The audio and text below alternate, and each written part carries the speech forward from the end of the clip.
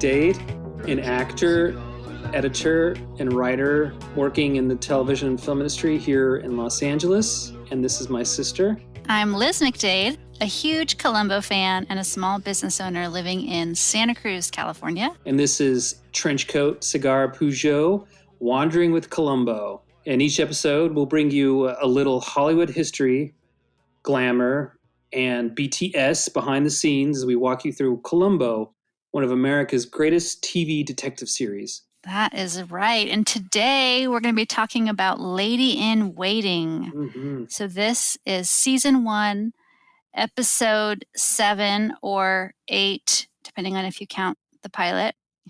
It first aired December 15th, 1971.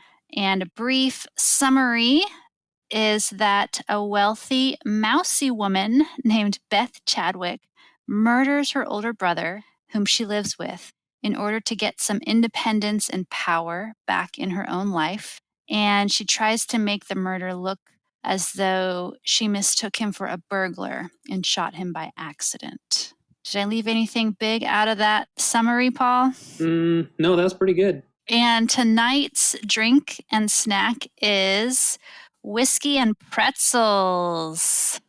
Yeah.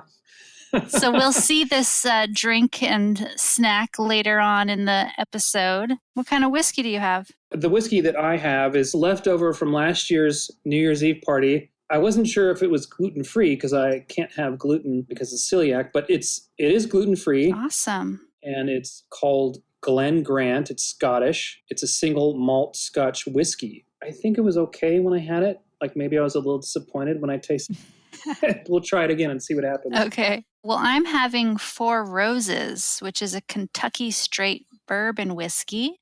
And this is pretty yummy stuff. Whoa. And then I have a little bowl of pretzels. I don't know if you can hear that. Yeah, I hear it. A little bowl of pretzel sticks to go with it. And since I can't have gluten, the pretzels I have are Trader Joe's gluten-free pretzel twists. Oh. Can you hear that? I can. How are your pretzel twists? Are they pretty good? They're not as good as the old pretzels that I remember, but they're okay. Yeah. They're decent. Okay. For Columbo, I'll eat anything. And that whiskey's good. I just had a little sip. Well, should we jump into this show, Paul? Yeah, let's do it. Okay. So the show starts with a scene of nighttime in Los Angeles, kind of like an aerial view of the city lights. Yeah. And then it opens onto a really grand house. Even though it's nighttime and it's dark in the house, you can tell, even in the dark, that it's just a magnificent home. And we see Beth Chadwick creeping into her brother's room to take a key off his keychain. And this sort of sets the scene for what's coming. So that's just a real quick little opening scene. The next scene, Beth is having breakfast in her garden. She's being served by Charles, her butler, and she is having breakfast on some pretty nice china. It's a long walk from the house to this little table, and the garden here is amazing. It looks like you are in some fancy botanical garden that you have to, be a member to visit or whatever. So she's eating breakfast, and then her brother comes out, and they talk about her boyfriend, Peter Hamilton. Oh, I love how she has the paper in front of her face. Yeah. And refuses to look at him. Yeah. I love that too. There's so many little, and we'll talk about all of them, but there's all these great little details that were written into this script like that. And the way she's plopping jam onto her toast.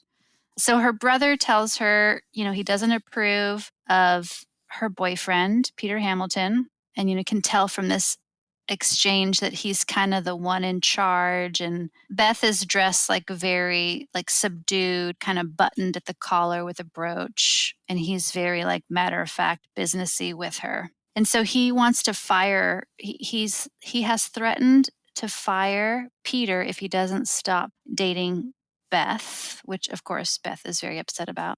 And, she sort of pushes back, and he has just the cruelest comment, I thought. do you really think if your name wasn't Chadwick and you didn't have all of this, that he would give you a second look? Mm-hmm. Something like that. It's just like, Yeah. ooh, just pretty cruel, I thought. Yeah, I thought so too. And so I looked up this house. It is filmed on Oak Grove Avenue in San Marino, Oh, okay. 1155 Oak Grove Avenue. Yeah, that's So south of this, Pasadena. yeah, it's pretty not too far from where you guys are. And the house is also known as the Katherine Emery Estate. So it's a historic house and it's named after the person who commissioned the construction of the house. And let's see, it was finished being built in 1928. It's a Tudor revival style house. And I just wanted to say a couple things. It's also known as Thornton Gardens and as the Oak Grove Estate. And it was also filmed in Funny Girl with Barbara Streisand. It's the Mm-hmm. house that she lived in at some point in the film. And in a really old movie called The Big Hangover, Hmm. which I'm not familiar with. But it's a pretty huge house, 7 bedrooms, 8 bathrooms, 11,000 square feet. Right now, it's estimated to be worth about $13 million. Whoa. Yeah, you should drive by. Check it out, Paul. Okay. Give us a scoop. Yeah, I think I might have seen it before. There's so many interesting places around here. Totally. Yeah, it's a really beautiful house. So, was there anything else about that garden scene that you wanted to mention, Paul? I was going to move on to the next scene, but if you had more thoughts or comments. Charles, the butler, Mm-hmm. the actor was Joel Fluellen. I'll talk a little bit more about him. He's a really interesting actor, and you wouldn't necessarily know it unless you dig into who he is as an actor. But Cool. we can get into that as we go along because he has a couple other scenes. Awesome. I'm excited to learn about him. Well, the next scene after the garden scene where the brother and sister have a fight is Beth in her room. She's sitting on her bed and she answers her baby blue telephone. And I thought it's interesting how she just gets portrayed, or she's portraying the character as pretty immature for her age. You know, the way she's just kind of like sitting in bed and talking on the phone and Mm-hmm. more like a teenager would behave versus like an adult, I guess. Mm-hmm. So you start to get that feeling from her pretty quickly. But basically, Peter's calling her from an out of town meeting saying he'd like to see her that night when he gets back in town. And she says, no, no, no, not tonight. It'll be late. And we know as the viewer, it's because she's planning something. This is the night she's planning to get after her brother, to get revenge. But she works for the law firm that her brother does, right? I don't know that she actually does any work there. Yeah. Do you think she actually works there? I thought she kind of just hung out at the house all day eating bonbons in her bed. Well, I mean, she gets to. We'll get to the other part, but yeah, maybe you're right because the brother's going to work, but she had to have met Peter Hamilton at work. I would have imagined. I bet she met him at like a holiday party or something like that. Okay, maybe you're right. So she doesn't do anything, huh? Yeah, I mean, she does say at another point that her brother's been grooming her. She's been, learning from him, but I don't know that she actually does any work. I don't know. I didn't get that feeling. Maybe that's a problem with the screenwriters. Yeah. Stephen Bochco and Barney Slater. Mm-hmm. Barney Slater wrote the story, and Bochco did the teleplay, which is like close up, medium shot. But Bochco did a lot of the. He was one of the Hill Street Blues creators, but he did a lot of the teleplays of Columbo, a lot of the writing. Okay. Yeah, I looked him up because I was interested in the writing on this one. I mean, on all of them, but I think this one just had some moments of between different characters that were interesting that made me be curious. Like, who wrote this one? Mm-hmm. He did a good job.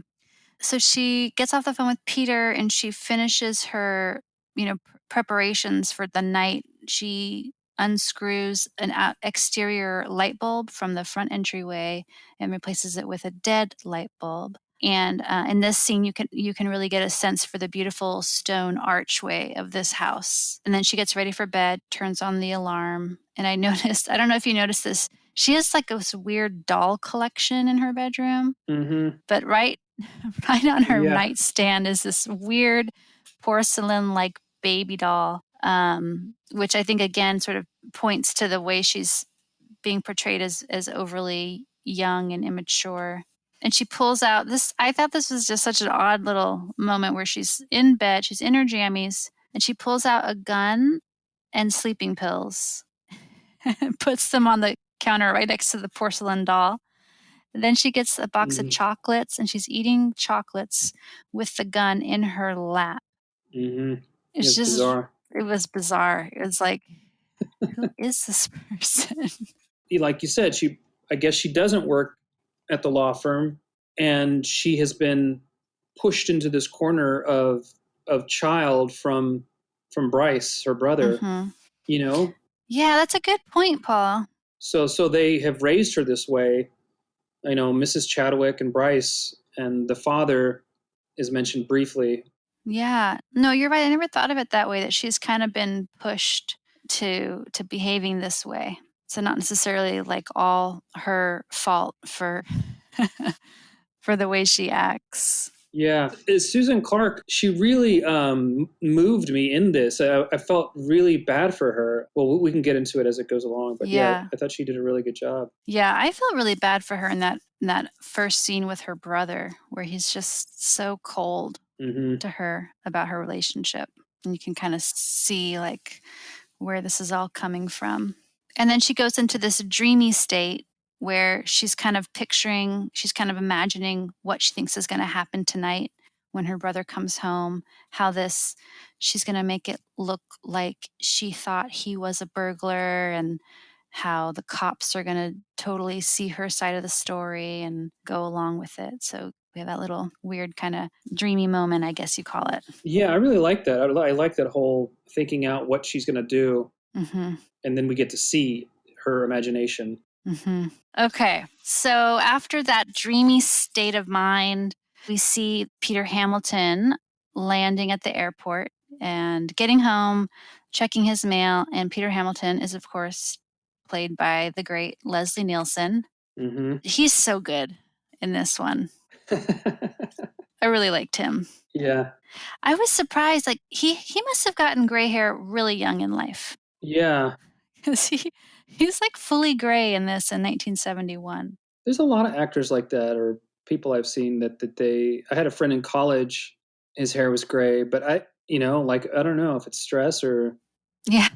other factors, because looking at Leslie Nielsen on IMDb, you could see it got lighter, got like wider. Interesting. So this wasn't the whitest. Yeah, I guess that makes sense. He has pretty white hair later on. Yeah. So when he's checking his mail, he sees a letter from Bryce and he opens it. And this is the letter that Bryce mentioned to Beth, where he's threatened Peter to stop dating Beth or he'll be fired. And Peter is pretty pissed off, of course, and decides to go over to see Beth and Bryce about this letter. And then we move on. The next scene, we see Bryce driving home at night. This is, the same night, and Beth is still in her room, kind of waiting for this moment. Lady in waiting. Lady in waiting, exactly. And I had an old tech alert here. He opens the gates with this pretty clunky automatic opener, which was probably high tech for the time, but it was pretty big. Mm-hmm. So he opens up the gates, he drives through, he gets to the front door, and he can't, he doesn't have his key on his key ring because Beth sneakily took it off. And it's pitch black out there because Beth changed the light bulb. And so he rings the doorbell, trying to get Beth to come. And she doesn't answer because she's imagined this whole scene in her mind and she wants it to play out where he comes over to her door, to her patio door. So she's sitting in her bed waiting with her gun pointed at the patio door. It's so crazy. The brother's great too when he comes in and he has another key, right? Mm-hmm. But he sees her on the bed and he's like staring at her like, what are you doing? Yeah. His look is so great. Yeah. Yes, he totally surprises her by actually having a key, getting in the regular way, walking into the room. And then she shoots him in just cold blood, just like, right there. She gets it done. And then she turns on the alarm. So, in her vision, it was supposed to be he sets off the alarm and she shoots him, and that's her whole excuse. It happens a little differently. And Peter is pulling up to the house at this very moment, to have it out with Bryce about Beth. And he hears the gunshots and the alarm, and he comes running towards the house from the gate and rings the bell, which freaks Beth out even more. And they have like a Zoom back and forth thing for the bell, like ding. Yes. I love that. And she's like, ah. You can feel her panic in this moment with the alarm like so loud. So she lets Peter in. She tells him what happened. And Peter goes to check on Bryce. And she quickly puts Bryce's house key back on his keychain and tosses the keys into the bushes to make it look like he must have dropped his keys in the bushes and couldn't find them.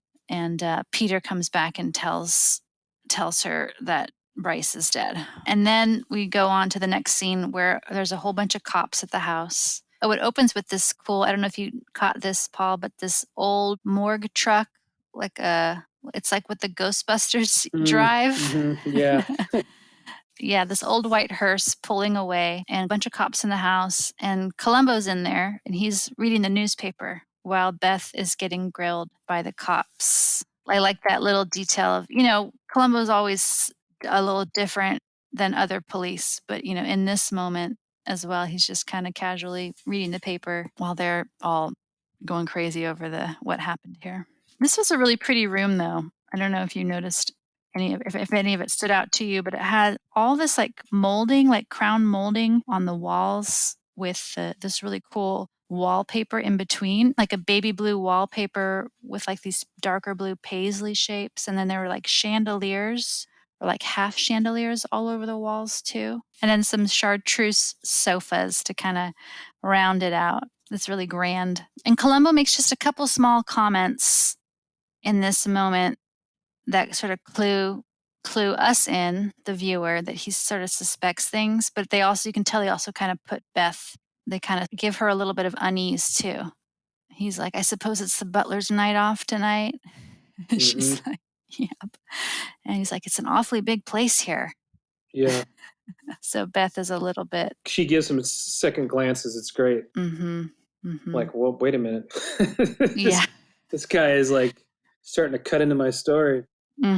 She's like, who is this dude with all his little smart comments? But the guy questioning on her on the sofa, the other, is that first detective, Gary Wahlberg, I think? He's asking her too, let's go over this again. Yeah, it's interesting. None of it's really playing out how she thought it would. I mean, she's not going away in handcuffs, but they're not just like, of course, it was an accident. They're really wanting to understand what happened.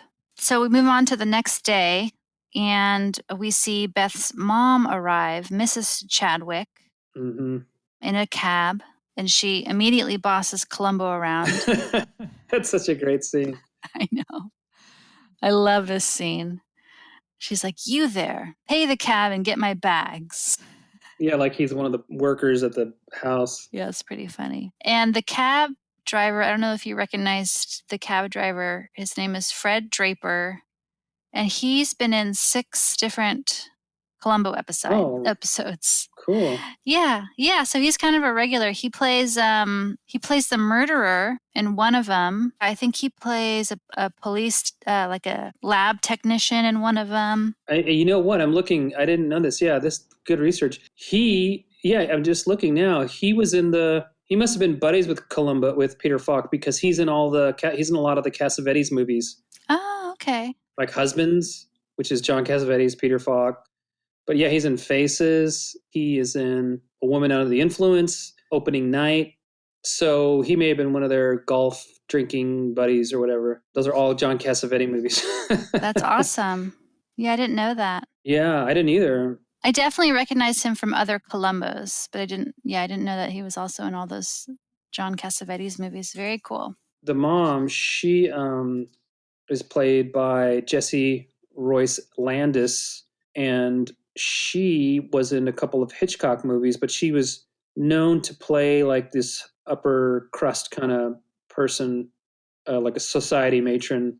Ephraim Katz's The Film Encyclopedia book that I have, said that she played key character roles, typically as a society matron. In the Hitchcock ones, she played Grace Kelly's mother in To Catch a Thief and Cary Grant's mother in North by Northwest. I think To Catch a Thief is Hitchcock. Yeah, Sure. I think it is too. I think there was like a little bit of trivia on here about her on the IMDb page that this was her last performance before she died. Yeah, that's right. Too bad. And the director, he worked with Hitchcock too. He was in some early Hitchcock films, Saboteur and Spellbound, where he acted alongside Gary Cooper, Ingrid Bergman. Wow. He's one of the main characters in Alfred Hitchcock's Saboteur. I haven't seen that. I want to see that. Very cool. So I wonder if he met her through Hitchcock. Oh, yeah. I mean, because they were friends. He and Hitchcock were friends, the director of this episode, Norman Lloyd. He was also worked with Charlie Chaplin. Wow. And Orson Welles. Yeah, he was in Charlie Chaplin's Limelight, and he was a part of the Mercury Theater, which was Orson Welles Theater in New York. Wow. The guy got around. Very cool. Yeah. I just want to point out that Mrs. Chadwick has a really cool outfit on. Very high society outfit. She's got this like long, silky brown dress with like a matching cape kind of thing and this cool, huge hat. Like a hat you would see at the Kentucky Derby, kind of a hat, you know? Kind of a little bit of drama there. Oh, yeah. It's huge. It's like an umbrella. Yeah. Yeah. So her costumes, I forgot to look at costumes, but I'm assuming it's the same. Burton Miller? Costume. Yeah. Burton Miller, probably. Let's see. Yep. Burton Miller. Yeah. You know, it's funny. So Burton Miller must have worked for Universal because he did all the costumes for The $6 Million Man, which Bryce Chadwick, the actor who plays Bryce Chadwick, Richard Anderson, he played the $6 Million Man's main boss, like CIA boss. Or whatever they worked for. But Burton Miller did all the costumes because I watched some of those episodes. So Mrs. Chadwick with her crazy, awesome hat, and Columbo is there to ask Beth more questions. And he asks her a number of questions in front of her mom. And it's kind of clear that Columbo has some concerns with this case. And then I love this moment where he has to work so hard to get his $11 back. Oh, yeah. So he paid the cab driver like she asked. And then, you know, he mentions that on his way out. You know, he left a 50-cent tip, so it was $11. And she just really does not want to give him the money. She's like, well, if you leave me your card, I'll mail you a check. And he's like, I'm all out of cards. And so she finally coughs up the cash. But I felt like this was a little commentary on rich people, you know, like, do they hold on to their money just a little too tight sometimes, you know? Yeah, that's why they're rich, Liz. Yeah. They know how to pace themselves. I know, obviously I don't. No, yeah, definitely the whole, I'll write you a check, just wait. They're good with their money. They manage their money. Probably keep their receipts, you know, keep track of all that. Anyhow, I thought that was funny. And then, of course, we should mention there's that little dog. She has her little fancy dog. I love that. So funny. Yeah. So funny. I wonder if that was just an accident, like the dog just hated Peter Falk. You know what I mean? Because it looks like it's really, like usually in the problem with a lot of shows like Frasier. Oh, yeah. Yeah, so Frasier's dad has a dog, and you could always tell when the owner or the trainer is off to the side because the dog doesn't really look at the person he's supposed to or she's supposed to. Yeah. He's like usually like 90 degrees towards the person behind the scenes, giving them the signal to do whatever they're supposed to do. It happens all the time. Yeah. But in this episode, not at all. This dog just barks at Peter Falk.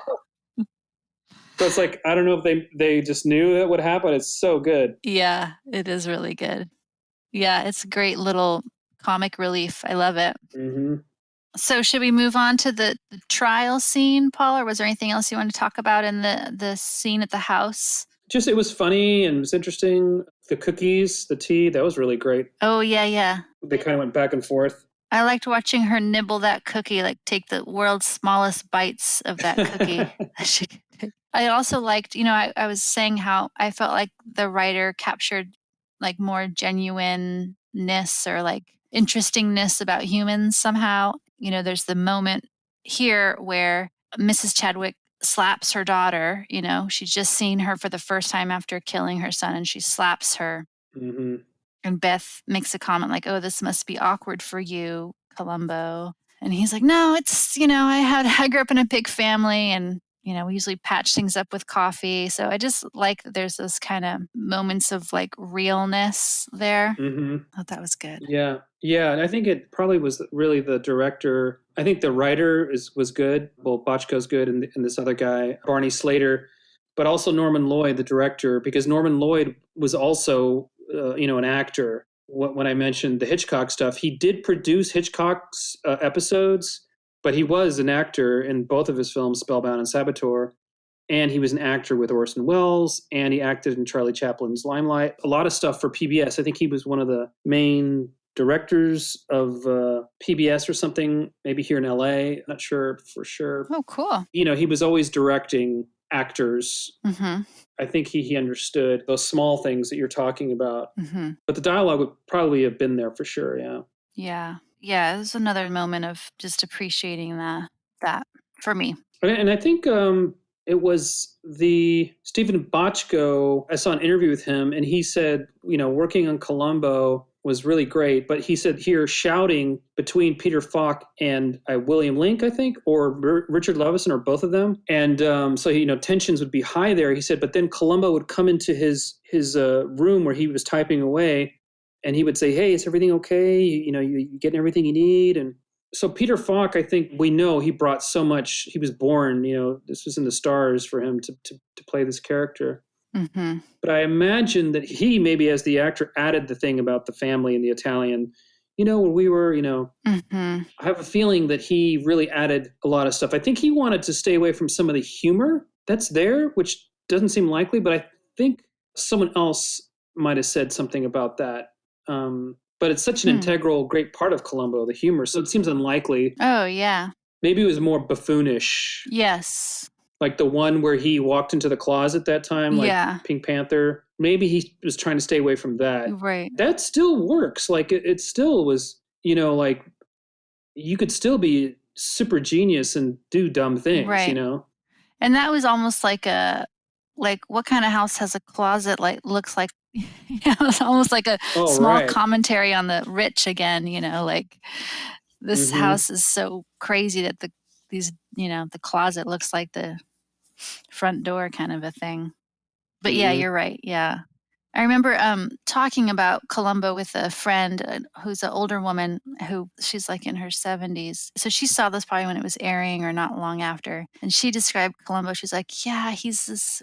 We were describing Columbo to Elliot, to my husband's sister, or to her wife who had never seen this. And she was like, yeah, he's kind of this big klutz, And I was like, well, no, he's not really a klutz. He's, he's kind of like shabby in his appearance, but he's not like, there's not a lot of like slapstick, klutzy humor, Mm-hmm.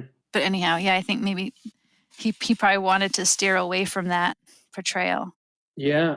Maybe he read that, and yeah, it's a tricky thing, because there's so many different aspects that can make and break or make something lasting. Like I've been watching a lot of old shows like The $6 Million Man, and there's some stuff in those shows that are so like corny. Mm-hmm. Even though, I mean, it's, okay, it's a robot. The guy's a cyborg. So yeah, that's corny, right? Yeah. So your believability of things is like lessened, but you can still have something crazy and still make it solid. But Columbo, I've been watching different things. It has all these really strong elements going for it. I think it's everything. I think it's the actors and the directors that they choose and the producers. Because this was they had done Mannix, and I think that they weren't happy with the way that turned out. They were the creators of that show, but they didn't stick on to it. And so this one, they were the producers. So they actually put up their own money. So it's great that they had the money to produce such a huge show for network TV, but it gave them control. Mm-hmm. When they're dealing with the casting and the final onlining of processing the cuts and all that. I mean, they were there, for all of it. Mm-hmm. They did a good job. That's for sure. All right. Well, let's move on to the trial. So this is a trial. It's a coroner's jury or something like that. I don't know if this legal side of the story is realistic, true to life or not. But basically, they're deciding whether or not the shooting was an accident. And Mrs. Chadwick is in the front row awaiting the verdict. She's chewing her nails, just like a teenage girl. Mm-hmm. And I love this little moment for Columbo. He's sitting next to some kind of astrologist. Oh, yeah, yeah. or someone, I don't know if she's an astrologist or she just believes in astrology, but she's like, what do you think? She's home free. Just you watch. She says, I wrote this down. Jupiter and Venus are in good aspect with Pluto. Yeah, yeah. And Columbo kind of like pauses and kind of looks at her and is like, doesn't quite know how to take that. And I was like, what the heck does that mean? Jupiter and Venus are in good aspect with Pluto. And I didn't want to go down a huge rabbit hole, but I did look it up just briefly. And I guess the planets in astrology have different kinds of meanings. And Jupiter has to do with luck and optimism and abundance. Venus has to do with attraction, love, relationships, art, beauty, and harmony. And Pluto has to do with transformation, power, death, rebirth, and evolution. So does that mean anything to you, Paul? Can you decipher this here? I didn't look that up, but I do remember that in that episode where Columbo walks into the closet, he did do some astrology with the guy, right. Remember?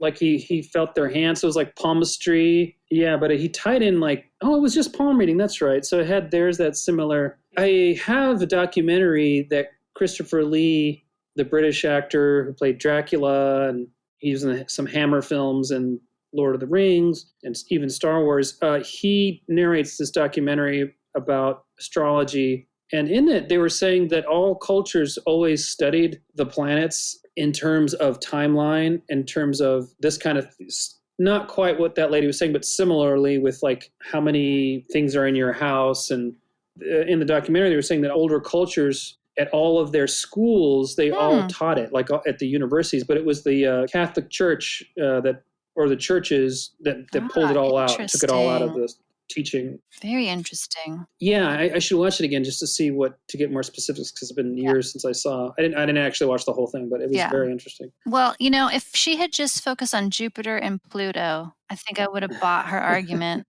But anyhow, it's a funny little moment. And so Beth does get off the hook and is found to be an accident. Of course, she's relieved. Her mom's relieved. Peter's relieved. And so Peter wants to go grab lunch with her to celebrate. And she's like, oh, I have a whole bunch of appointments. And she asks Peter to set up a meeting at their office for reorganization. So this is moments after her brother has died. I feel like this is one of those classic mistakes of a murderer, they move in way too fast with all the big changes. Yeah, they start spending the stolen money. Yeah, exactly. So Beth has fallen into that trap as well. And so Columbo invites, he's like, I heard you got stood up for lunch or something like that. Can I take you out? My treat.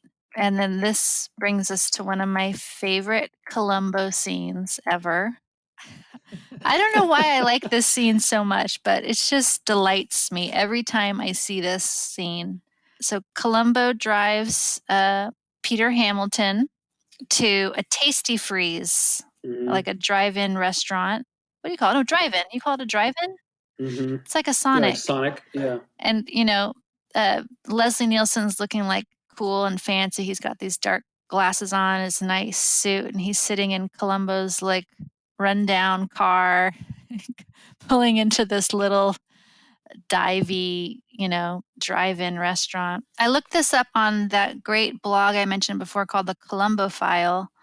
They have a Google map with different filming locations for different Columbos. And so this one, I think this might be on IMDb too, but it was filmed on Colorado Boulevard, 2005 Colorado Boulevard, which is in the Eagle Rock neighborhood. You know that neighborhood, Paul? Oh, yeah, I know this place. Yeah, you do?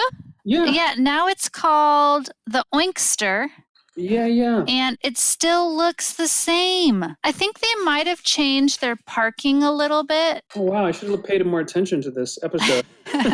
Yeah, Paul, you could have gotten a gourmet. Here's what they have: gourmet burgers, specialty sandwiches, and craft beers served up in a hip hangout with retro decor. Well, what's the thing he drinks? A chocolate malt? Yeah, they're or having something? like chocolate malts and burgers and. What is that? That's that's a shake? Yeah, I think it's a shake, but maybe it's like with more of a malty flavor. All of it looked really good to me. I actually really liked watching Columbo eat his burger. I was like, what you used to do before? I mean, imagining it's a veggie burger, but I was like, that looks good. Soft bun, just like wrapped in paper. Like, give me one of those. And Leslie Nielsen doesn't even touch his. I know. He doesn't even touch his food. He's just sitting in Columbo's dirty little car. He like looks at it too. I think he like opens his bun and looks at it and just closes. Like, what is this? Oh my gosh, I love this scene. But okay, let me describe the scene just a little bit more because I love it so much. So they pull in and the waitress is all business. She's like, here's how this is going to work. And when you're done, you're going to let me know because I'm going to get your tray and yada, yada, yada. She does such a good job. I think she might have been a real waitress or something because she just was like. She studied at Herbert Berghoff. Oh, wow. Well, she's so convincing. Yeah, and it's a great school. She does a great job. And she did seem real. She and all of the waitresses are wearing these awesome outfits. They're like these red polyester button-down shirts with little red shorts, and then a white belt, tall white boots, and a white neckerchief, or sometimes called a necker or a kerchief or a scarf. Just like a little thing around the neck there. Anyhow, I just loved that. So they have a little conversation about their relationship. Columbo's trying to get a little more information about, I don't know if he thinks that Peter has anything to do with the murder or not. Yeah, it doesn't seem like he doesn't. He's just kind of digging. Yeah, I think he's just trying to get a little info. And then Columbo tries to drive away with the tray on his window, even though the lady specifically asked him, like, don't drive away with the tray. So she yells at him. She's like, hey, mister, you forgot the tray. And he pulls up and you can see that Columbo's laughing and Peter's laughing. I don't know if that was like them breaking character or that was scripted, but they both have like pretty big smiles on their face in that little moment. It's a great scene. Yeah, because it's like this is Columbo, what he eats, and he enjoys that, and he's being nice to this guy, but he's also working to get information. Yeah. So I guess we should move on to the next scene. Back at the Chadwick house, Columbo's there, and he is standing in the driveway checking out this pretty sweet blue Ferrari. And Charles the butler and the maid, I don't know if we ever get the maid's name, but they both come outside. They're like, hey, buddy, what are you doing? And Columbo's like, I'm looking for Mrs. Chadwick. This car looks really new. Yeah, they're just kind of staring at him like, wait a minute. Yeah. And they look at each other. Yeah, who's the actress? I didn't look up the actress's Yeah, I didn't look her up either. I did look up Charles briefly. Joel Fluellen. He actually worked with like Marlon Brando. Oh, wow. He was in Porgy and Bess. He was in the Marlon Brando film he was in is called The Chase. It's by Arthur Penn. Arthur Penn's an actor studio guy. He's a director, but I think he conducted classes. He did Bonnie and Clyde, but The Chase is a really good, pretty good film based on Horton Foote book. and it has a huge cast. It's like Jane Fonda, Robert Duvall, Robert Redford, Marlon Brando. But Joel Fluellen is one of these main characters, and Robert Redford goes to see him. He's an escaped convict. But it was just amazing to see him act with, like, he's got this one scene with Brando, and Brando's the sheriff, and he's taking Joel Fluellen to jail because he's not telling him where Robert Redford is, who's escaped from jail. And Joel Fluellen's great. He's just like, it's just the two of them in the car. But Joel Fluellen, you can find 2 interviews with him on YouTube. Oh, cool. Yeah, he's in a documentary called Black Hollywood. It's from 1984. And another one called Passion and Memory from 1986. And he mostly talks about the Dorothy Dandridge, who's a famous African-American actress. I think she's the first one to ever be nominated for an Oscar. But he was friends with her. Oh, cool. You can watch both of those on a YouTube channel called Real Black TV. Michael Dennis, Mike D, is the guy he's a filmmaker, graduate of NYU and AFI, American Film Institute. It's his channel. He's got a lot of really great stuff on there. Joel Fluellen, he tried to get SAG, the Screen Actors Guild, to stop discrimination against African Americans in the Good for him. motion picture industry, because they're usually playing these kinds of roles where you don't, like, if you go on IMDb, he has no picture. Yeah, I saw that. I mean, you have to pay to have those pictures up there. Maybe there's a bunch that they put on when they first created the site where they've just kept. And maybe Joel doesn't have any relatives, but he tried to give numerous resolutions to SAG, and they didn't do any. He founded the Negro Actors Guild, which helped provide better opportunities on the West Coast. Cool. Is that still also, in existence? Do you know? I don't know. There's also the Negro Arts Theater in LA that he formed too. I got that information from Robert Fikes, who is a journalist who has an online thing called Black Past. So yeah, it's, another thing, Joel Fluellen's character in The Chase, his character is called Lester Johnson. So it's a major character. And in that movie, he's an innocent man. They end up burning his whole place down. He has a gas station and like a car lot where you have old cars, like a dumping ground. Mm-hmm. But all the people in town, the bunch of alcoholic people who are just having fun, wanting to put Robert Redford in jail, kill him. And also, Joel, they don't care what happens to Joel Fluellen's house. And the sad thing about the movie is that they show you what happens to everybody in the film, like what they do at the end.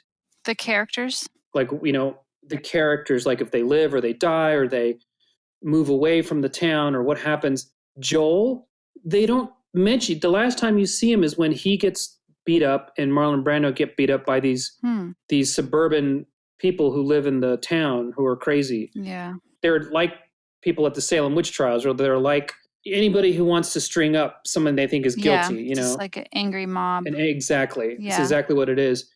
And it's unfortunate that they don't go back to Lester Johnson, the character, because they should have tied that up. Yeah. But that's kind of like, it shows you what they thought. Even though there's a couple of good scenes in The Chase talking about, equality or what should be correct, they really didn't focus on it too much because you don't know what happens to him. He lost everything, but they don't even mention that. Yeah.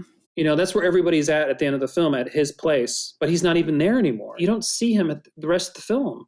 There's no commenting on him. Yeah.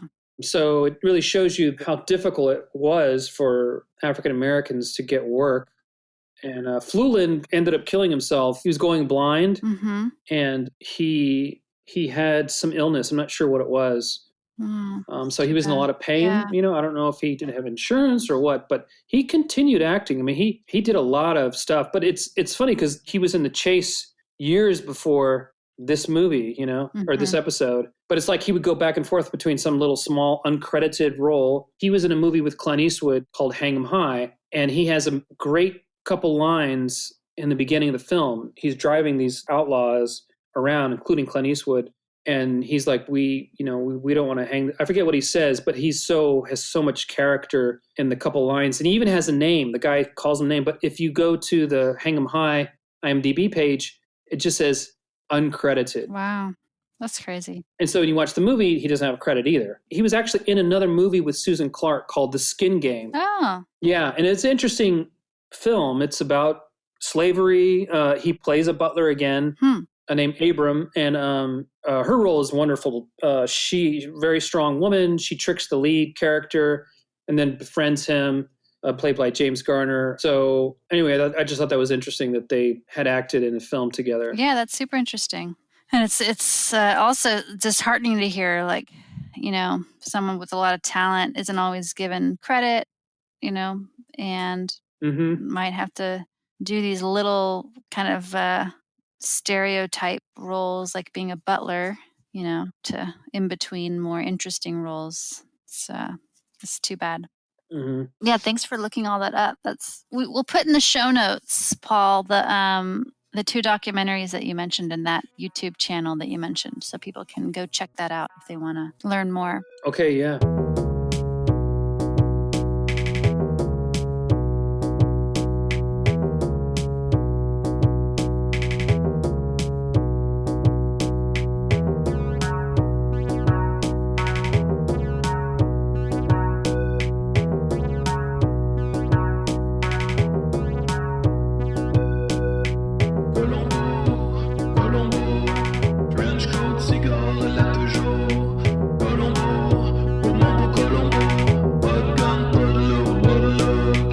Yeah, so Columbo's there checking out the car. I had to look up this car.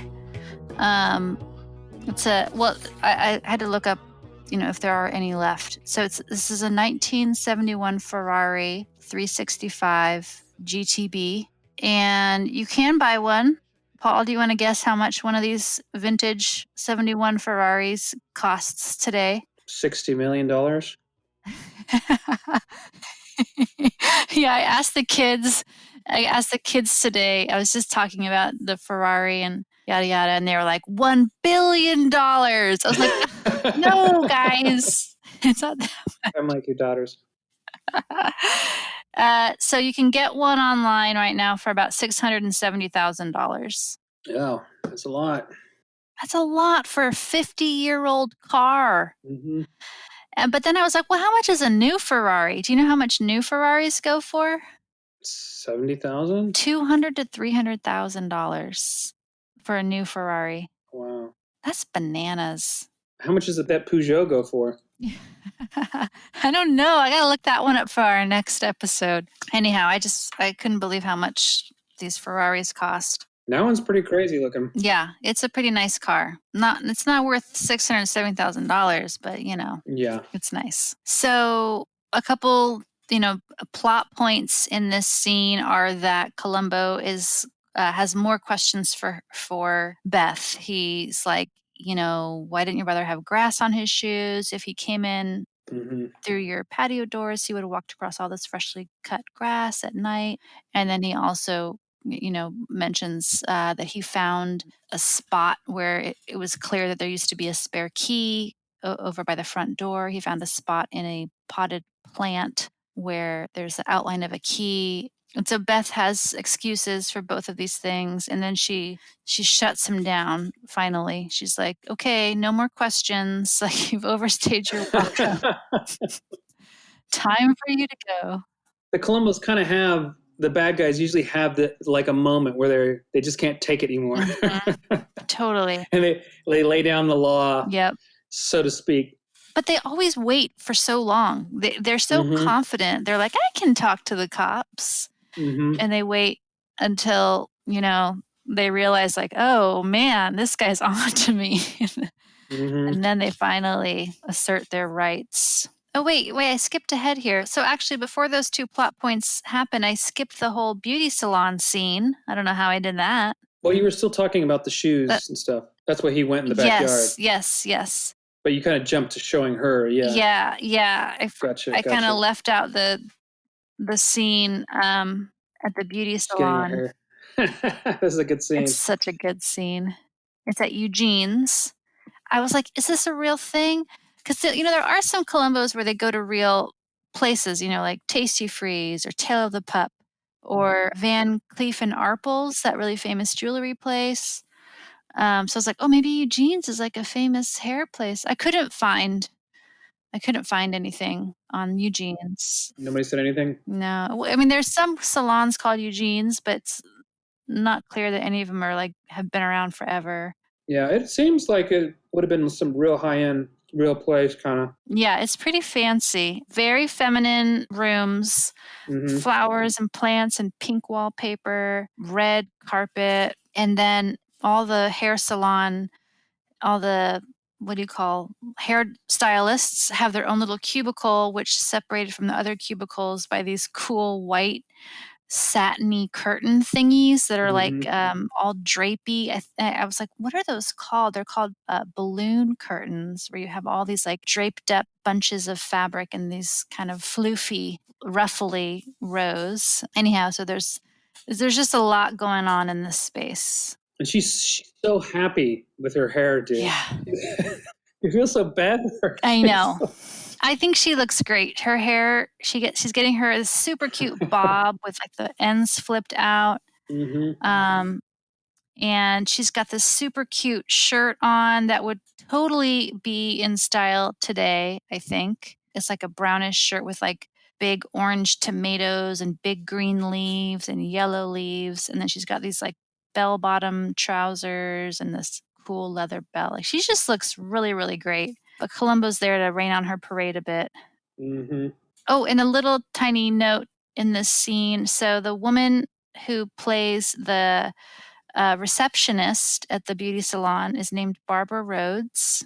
And Barbara Rhodes is in one other Columbo, which is called Identity Crisis.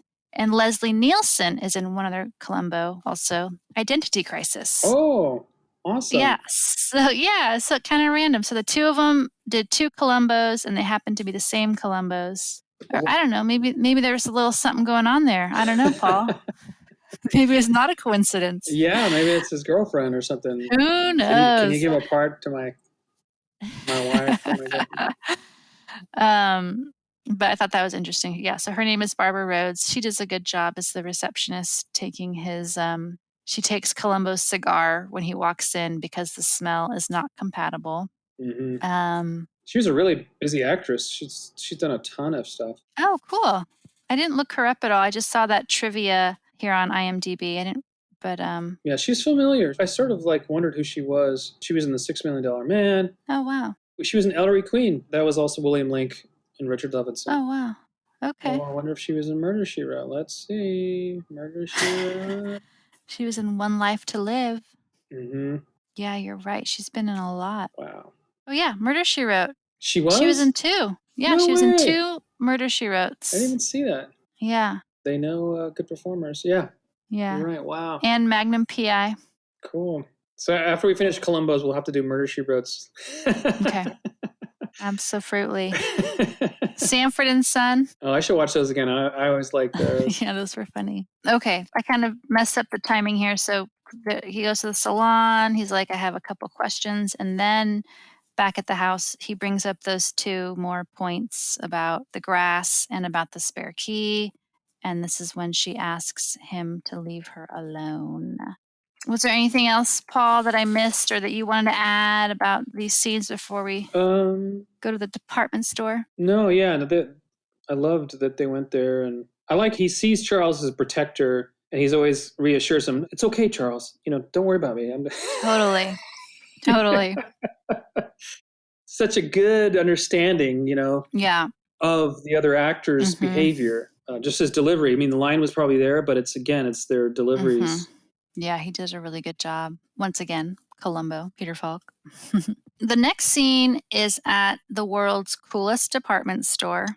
Golly, if we had this, Elliot might actually want to go shopping with me. Does Elliot play pool? Your husband? Yeah. I mean, not regularly, but yeah, there's a pool hall here in town. Well, there was. I don't know if it's still in business. But pre-COVID, we went there to play pool every once in a blue moon with a couple other friends. We'd get the kids with the grandparents for the night and go out and play some pool. Cool. Yeah. Maybe you could do that for your company once, we have COVID has worked everything out. if you open up a place, Liz, put a pool table in there. Oh my gosh, yes. I mean, it's brilliant. There's a pool table and there's a bar. It's like, who wouldn't want to hang out at this department store? It's like anybody would want to go there. I think it's probably a real place at one time, huh? Yeah, totally. Super high end. Yeah. So Beth is trying on clothes. Peter's playing pool. Yeah, the bar. There's a bartender. At first, she has this really cool white dress that has these large black wings on it. It's really cute. And she's got this like floral bandana covering her whole hair. She gives Peter a little twirl in her new dress. And she's kind of like frenzied. She's like, yeah, I want to try that. Yeah, I want to try that. She's like, I want to try it all. She's just like on a little bit of a shopping spree. And then she tries on this purple crop top, like really tiny shirt, that shows her whole belly. Mm-hmm. And then a matching purple skirt that's pretty short. She kind of looks like a go-go dancer or something. Mm-hmm. And she asked Peter for his opinion. And this is another one of those moments that I really like where it felt kind of real, like they were capturing something about the real human experience. And Peter says, I don't know, it was a little out of character for you. And she says, well, I was really only asking you out of a courtesy. Mm-hmm. And this is like the first sign of some tension that's building between them. I think the girl who showed her the stuff, I think she was the model in the last episode. Oh, yeah? Yeah. I think somebody said something about that on IMDb. Like, who is this person? Like, I just looking at her now. Let me see. Yeah, she comes out with her hair. Yeah, I think it is. Let me see. Her name. That is the same actress who was the model who was naked. Remember? Oh, okay. Let me see. Wow, Paul, good eye. Well, because I remember somebody saying, like, somewhere, like, who is this person? Like, there's some kind of weird mystery. Yep. Let's see. Is it? Yeah, you're right. Yeah, she's credited with both. Yeah. She's sorry, not credited. She's uncredited, but she's listed on IMDb as both. So maybe she was friends with somebody, or I'm just kidding. But I saw somebody said something about her somewhere. It might have been on that one. What's the Columbo, the really good Columbo website? Columbo File? Yeah, it might be on there. Looks like she did one other show, The Rookies, and then that was it. Oh, okay. But it's so interesting. Yeah. That'd be a great documentary, like find out who she was, like who her family was. But is she still around? She's. Yeah. Anyway, I'm taking us off on a. That's all good. You know what? I think you should get Elliot that kind of outfit that Leslie Nielsen has on when he has to go off somewhere. The suit? I can't remember what Leslie Nielsen's wearing. Kind of like. Actually, it looks all right. It's definitely of the time, but it looks nice. He's portrayed as kind of like a sharp, professional man with some taste. Not too much taste, just enough taste. Yeah. So he kind of leaves. He's like, I don't know what's gotten into you. And so the next scene is back at the firm, the Chadwick family marketing firm, where Beth has called a meeting for reorganization. Mom is there, Mrs. Chadwick, with her little dog, and she's wearing a really cool green dress suit and another cool little matching hat. Do you know what building that is, the one that they showed? No, I tried to find out. It's not listed on IMDb, and it's not listed on that Columbo File map either. That'll be a good reason to go out, because we have electric cars, so we could go out. That'd be fun to get out of the house and just drive around. Yes, because it's either like in Westwood or it's downtown. Or maybe somewhere else, but it's such a huge building. Yeah. I want to say it's like the county courthouse, but it doesn't quite look like it. Yeah. The county courthouse is like on a slant. Like I've been in there for jury duty, but it kind of does look like it. Yeah, Paul, you should do that. You could contribute to the map. I know. I've been lame on that. I get sucked into watching all the films of all these other actors and the writer and the director, and the cameraman and Burton Miller. Totally. Because it's so fun and easier, lazier. I get sucked into being like, how much does that thing cost? What the? How much money are people spending on these things? Well, Beth is wearing her most spectacular outfit of the show, I think, personally. She's got this big pink flouncy cap with a matching turtleneck and then this matching floral jacket with like crushed velvet cuffs and a crushed velvet collar, and the collar is huge. It's like coming off her shoulders. It's so big. Oh, yeah. She just looks amazing. It's so dated. Like, this is very, very dated, but I love that. Like, if we don't have things that are dated, just then our memory for things gets kind of bland. Like, we got to have these outrageous things. Doesn't she look like a bad guy in the Strawberry Shortcake movie or something? Yeah, totally. Totally. Maybe this was inspiration for some of that. Like a Tim Burton. Totally. Yeah, like she could have been in The Grinch. Well, she is the Grinch in this movie. Yeah, she is. So in the meeting, she announces big changes to the company. They're going to start promoting themselves. She's assuming the presidency. She's promoting Peter to some big position. One of the employees objects, and she's like, you're free to leave, dude. You're free to quit. And he's like, oh, no, it's okay. It's okay, not Beth. what I meant. I'm fine. This is great. All right, so I think this building, this is Encino, because on the boardwalk, it says Encino. Wow, Paul. On the bus stop thing, and there's a building. Is that far from you, Encino? It's not too far. I had a job out there as an editor working out of somebody's house. It didn't take too long to drive out there every day. So it's kind of cool. But yeah, so that is 15910 Ventura Boulevard in Encino, California. Wow. Paul, you were on it. Yeah. Oh my gosh. I just saw the thing there. You can kind of see the name of the street too, so it should say, there's stuff built up around it now, obviously. But I'm pretty sure it's that building. Because it has the bottom part to the structure looks the same. But the pictures I'm seeing, I think, are from the other side of the building. So. Very cool. Can you see it? I was just writing it down for our show notes so people could look it up. But I want to look at it myself. 1591 Ventura Boulevard in Encino. Yeah, so I went to an audition there, or like not audition, but like to sign up to do background for the film. Oh yeah. Okay. Looks like it, right? Yeah. Wow. Very cool, Paul. Yeah, so I had to go in the basement. So is that Gaviotis, or so you can see a street sign very briefly. You're just gonna have to go down there. Yeah. Take the kids, family trip, drive around. Yeah, because this is tall. It's a tall building. Yeah. This is so cool about Google Maps. You just like.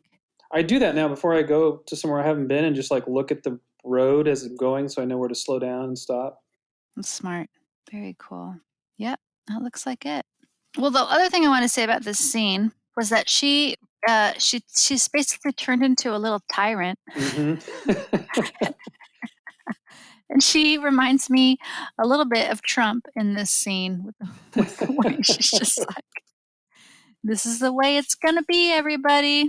And after the meeting, her mom confronts her. Her mom's very, she's clearly upset about all these changes, and Beth threatens her mom. She's like, you're not going to do anything, Mom. There'd be scandal and, embarrassment. And so her mom's kind of taken aback. And at this moment, right after, her and her mom have a little something, Columbo shows up, gets barked at again. And now he's brought up the issue of the burnt out bulb from the entryway of the house, and just pointing out that it's so clean, and that's really weird because if you have a bulb outside, it should be dirty. And she has another excuse for him. She's like, oh, the house cleaners must have cleaned it. Mm-hmm. Okay, I'm going to say what the executive who says something to her. Oh, yeah. I just looked him up. He was in 1, 2, 3, 4, 5, 6, 7, 8 episodes of Columbo, all uncredited. What? Yeah. Oh my gosh. So we're gonna have to look for Mickey Golden. Okay. Yeah, so that's awesome. Wow. Good eye, Paul. Yeah, maybe he knew the casting director and got some lines and stuff. Mickey Golden, there he is. We don't have his picture, unfortunately. If you look at this episode and you look at the photos that they offer to look at, they have this really cool poster for Lady in Waiting, parentheses, and it has Joel Fluellen as one of the main characters. Ah. Which is very cool. Sorry, I put another pretzel in my mouth. Yeah, sorry, I've been chomping all night. But the picture of the Lady in Waiting doesn't look anything like Susan. Doesn't necessarily look like Susan Clark. Do you see the picture I'm talking about? Well, are you in IMDb? Mm-hmm. So if you click on the little photos on this episode, Oh, yeah, no, that doesn't look anything like her. but I love all the pictures. Yeah, that's good. So I guess they made a poster for this. Mm-hmm. Um, Yeah, Joel Fluellen or it Fullen? might be Fluellen. I'm not sure. I should try and look up more about him. Yeah. Okay, we'll have to keep our eye out for the executive when he shows up in the later episodes. Yeah, absolutely. He's gonna steal every scene. Yeah. We'll see. We'll see. So Columbo shows up with the bulb, and she, explains his other problem with this case, and she kicks him out, and then she loses it, breaks the bulb, and just like goes into tantrum mode. Mm-hmm. She's like, "What are we gonna do about him?" And Peter is trying to calm her down and trying to find out like what's going on. Or no, he calms her down, and she's like, "What's the matter?" She can sense that he's upset, and he is concerned with how different she's been behaving. And and then as soon as she senses his problems, she starts to reject him. She's like, "Oh, maybe Bryce was right about you. Maybe you are the wrong kind of man for me." Mm-hmm. That moment is a little bit sad because, as much as she's, clearly in the wrong, like, I did feel a little bad for her. And I did think she probably wanted to be with Peter, and she's damaged that relationship, and she won't, she's lost the thing that she was kind of fighting for. So that person in waiting, you could say, is the real her, because she reveals. Well, I mean, first she shoots her brother, feeling like she has no alternative, and that she'll get away with it. But that's the person in waiting. That's, you don't know how someone's going to behave until they're given the opportunity or certain circumstances, and so Mhm. that sort of really brought her out. No, you're right. I think that's a good point. I didn't like even. I think you're bringing some good depth to things I hadn't even thought about. But yeah, she's been waiting all her life, and now we're seeing who she really is or who she really wants to be. In the next scene, it's Peter at a bar. This scene, we finally get to see our snack and drink in action. He's drinking whiskey at a bar, and there's these big crystal bowls full of pretzels, Mm-hmm. and he has another one. He's like, "How many is that?" And the bartender's like, "Oh, I get paid not to count," or something like that. Mm-hmm. Um, and Columbo just happens to be there, so Peter goes over and chats with him. Well, he says you just happened to be here. Do you think he really just happened to be here or was waiting for him? No, I think he was waiting for Yeah, him. yeah. Maybe he followed him even. I don't know. But I think Columbo knew like that Peter was the key to cracking this case. And so I thought this was so sad because Peter has no clue. He's like, "You don't really think that Beth Yeah. did this." And Peter genuinely does not think that she is capable of this. Mm-hmm. And Columbo's like, "Yes, I do. And I think you are going to help me crack the case." And so that little conversation goes right into the final scene, which is Beth back in her bed again. She's wearing this lacy nightgown. She's kind of graduated from in the first bed nighttime scene. She had on this pink nightgown that was almost like a little girl's nightgown. Mm-hmm. And here she's in like a very lacy, very sexy nightgown. And she's laying across her bed. She's got a drink and a cigarette and a whole bunch of papers and books. And she's clearly trying to get some work done. And Columbo goes around to her patio door and sort of shakes the knob, Mm-hmm. and she gets a gun out, and then she realizes like, oh, it's just Columbo. And so she's talking to the patio door when Columbo walks in through the regular bedroom door and surprises her, and she kind of has this brief flashback Mm-hmm. to her brother. But this is a scene where he kind of lays it all out for her, tells her that Peter's the one that broke the case, and that you can tell that kind of hurts. She's like, "What? Peter told you?" And so this is probably one of the only moments that I can remember where someone pulls a gun on Columbo, Mm-hmm. where there's any sort of threat of violence against Columbo. But he doesn't really react. He says, "No, what would be the point of that? There's an officer right outside the door. Plus, you're too classy a lady." Which I was kind of like, I don't know how I felt about that compliment. What would be something similar, but not maybe like offensive in terms of? Well, I think the thing for me was like, is it really that's all it takes is for like a man to compliment her and then she'll kind of do whatever they say? I guess that's kind of what I was like, oh. Well, I think he was trying to appeal to the strong part of herself, but he uses beauty instead of, yeah. Maybe that part of her that appealed to Peter, to the person, that she used to be. Yeah, maybe a compliment that has a little more substance to it because classy's kind of shallow. I mean, that's not necessarily like a character trait. I mean, I guess it is, but maybe it just Mm-hmm. Yeah, it could have been a little stronger. a little stronger that, yeah. And then just the fact that she was so quickly like convinced by one compliment. But I mean, he made the point too. What will be the point? Yes, that's true. They're right out there. That's true. Maybe that's what you ain't convinced getting nowhere, her. Yeah, totally. So that's the end of the episode. Oh, and he, after she goes to get dressed, he goes out onto her little patio and lights a cigar. I kind of like that little moment where I like to, in my mind, I'm picturing that he's out there and he's like, trying to come to terms with the fact that these people, that they'll kill it all and then, often for just horrible reasons, Yeah, just so kind of insecure and warped, damaged maybe. Yeah. I rewatched Fargo, the original Fargo, recently, with Frances McDermott, Steve Buscemi, all those people, William H. Macy. Mm-hmm. Such a good movie. Yeah. So good.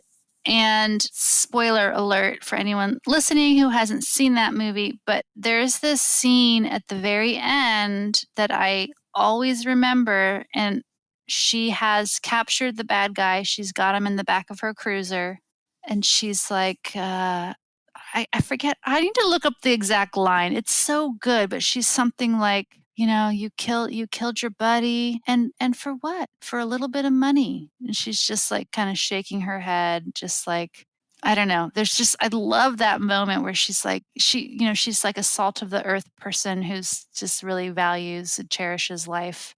And yet she's out there, fighting these really bad dudes, and giving them a tiny piece of her mind, but not in like a crazy, obnoxious way, just in a like reflective way, like all that just for a little bit of money. That's kind of what some long rambling story to say, like I kind of picture that's what Columbo's doing in these moments where he's like alone having a cigar. There's other episodes that kind of end with the camera just on him alone, like, putting his jacket over his shoulder or lighting his cigar, kind of slumping down for a moment. In my head, it's like he's, relieved to have finished the work and caught the bad guy, and also just like, what is wrong with these people?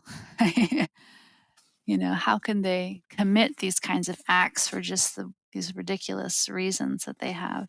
Yeah, I agree. I love that too. I love that. It's the last scene and you see him just alone. I mean, I think those kind of scenes are important, and I don't think you see, too much of that. I haven't written much in terms of screenplays, but I try to do stuff like that because I think you can really gain, a lot out of. But this here, because of the events that lead up to him doing that, and also the music, I think added well, because it's like do do do do do do.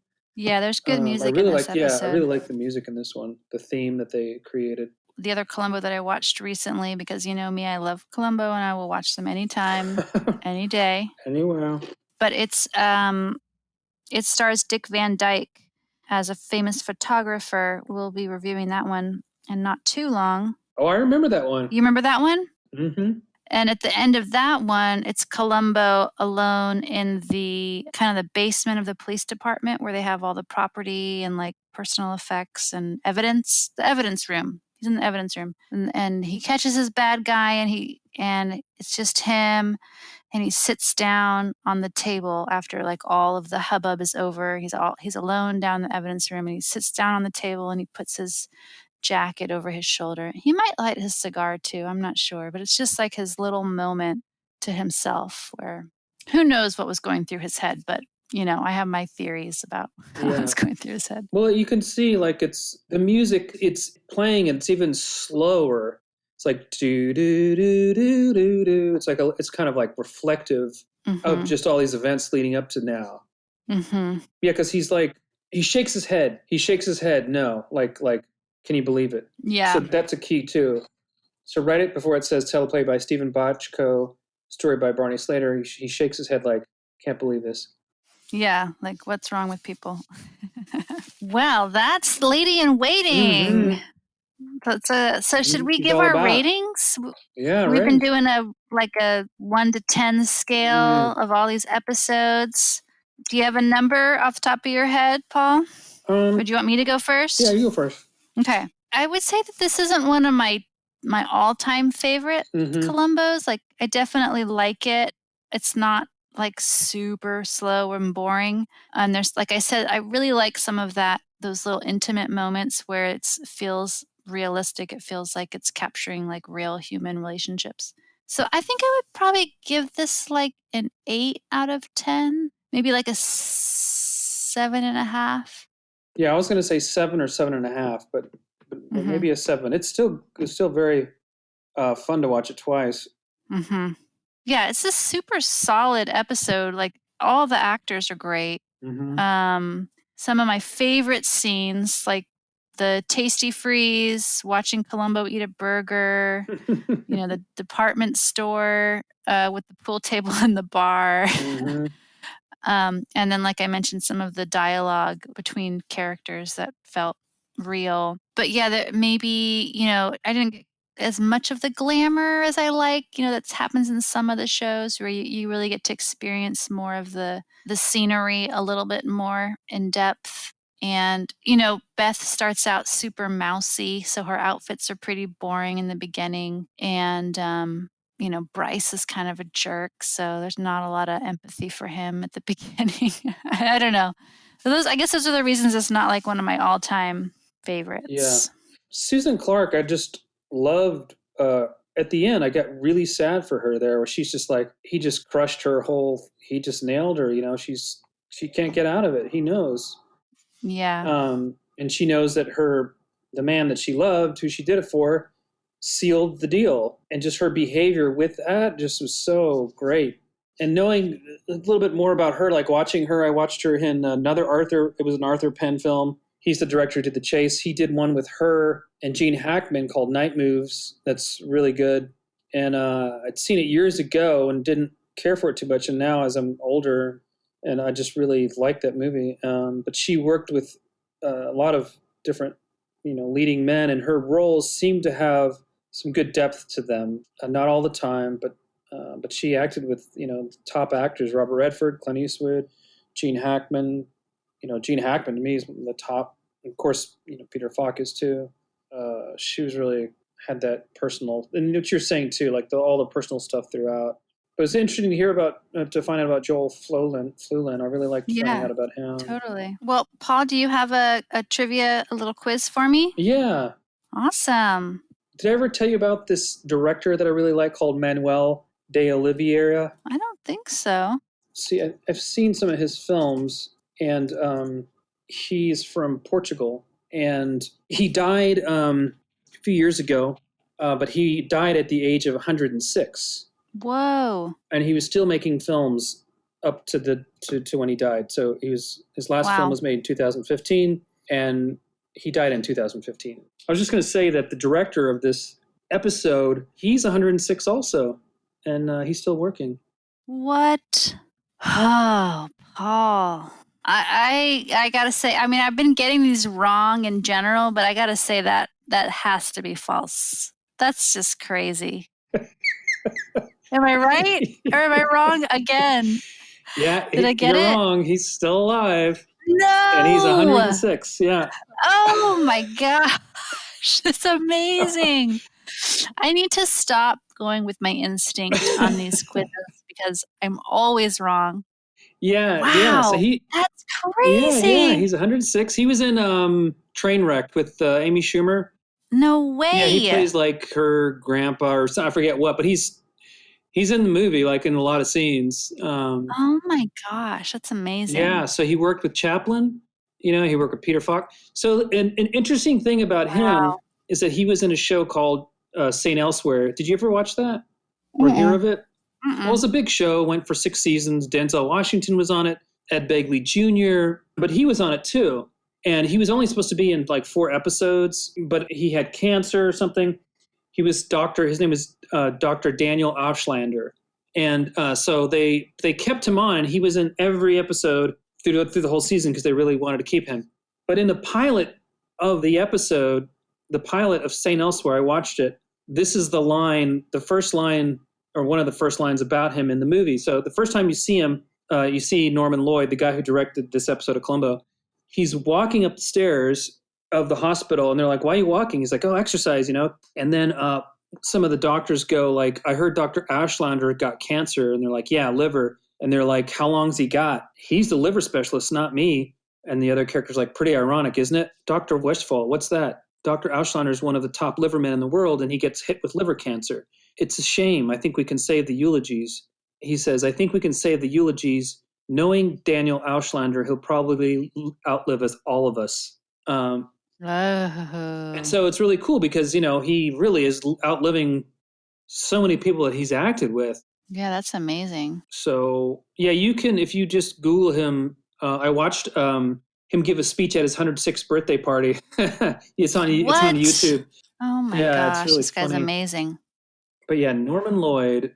Very cool. Worked with Buster Keaton, Charlie Chaplin, Orson Welles, Hitchcock. What was his secret? Scorsese. Did he say what his secret was to living that long, Paul? Yeah, he said he had an addiction. Him and Charlie Chaplin, he said, had the same addiction, and it was tennis. Wow. So yeah, very tennis. Cool. He said when he was 104, he said he stopped playing because he fell flat on his face, and it was kind of like, you know, his body was like, time to stop. Yeah. But I think I think he still does rides a bike. He still drives. When Judd Apatow did his audition, or when Judd Apatow met him for lunch, he was 100 when he made Trainwrecked. So the director Judd Apatow met him for lunch and said, "Hey, I'll walk you to your car." And he said, Norman Lloyd said he wanted to see if he actually could walk to the car and if he actually drove the car. He did both. Wow. So that's kind of scary to have someone that old driving, I got to say. Hey, until you have the wreck, I guess you're okay. Wow, that was a good one, Paul. Yeah. Very good. Okay, well, thank you to Maxime Gervais for our theme song, Columbo. Thank you, Maxime. Thank you. And if you'd like to add to our conversation, email us. We're at trenchcoatcigar@gmail.com, or you can find us on Instagram at trenchcoatcigar, or both. You can message us and email us. Paul, just one more thing. Yeah. Thanks for listening. Thanks for listening.